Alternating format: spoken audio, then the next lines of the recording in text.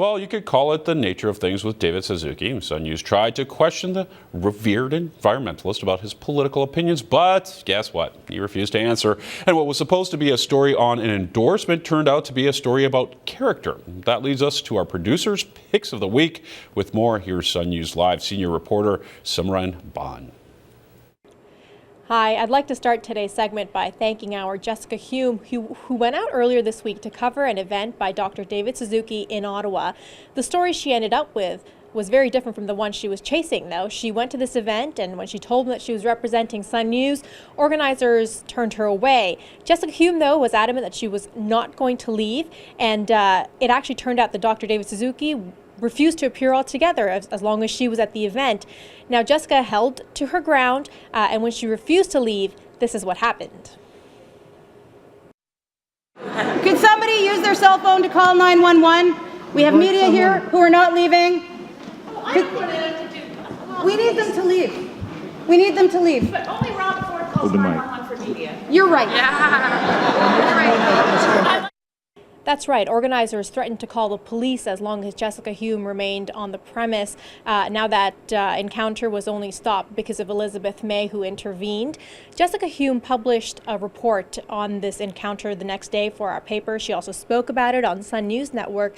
And we received a lot of feedback, including one letter from Larry O'Brien, the former mayor of Ottawa, who also appeared on The Source.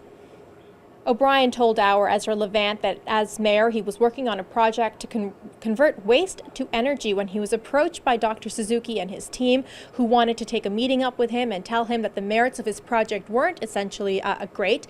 O'Brien took that meeting, but he said he was presented there with articles and with research that wasn't scientific. And when he questioned Dr. Suzuki about the material and about the people presenting it, one of whom was apparently a co-op student, Dr. Suzuki did not react quite as he had expected.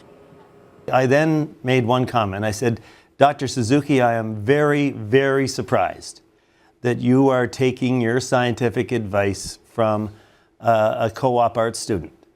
And then he simply blew up. He turned red.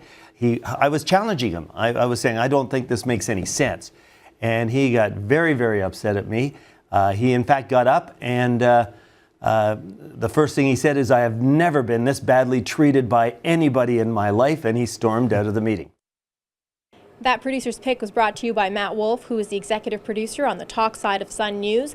Now, you heard earlier there Elizabeth May mentioning Rob Ford and the incident when he called 911 on a comedian who approached him on his driveway. Rob Ford has been chastised for that event and many more in his mayorship. He spoke in an exclusive interview with our David Menzies to talk about his critics and how he feels about them. Were you expecting the kind of vitriol you and your family has received from some of the left-wing media outlets in this city? I'm not surprised. They've been doing it since I've been in politics 13 years ago. They want to, go after my big belly. At least it's paid for. That's for sure. And I'm not using taxpayers' money. If that's all they have, then obviously my politics must be working.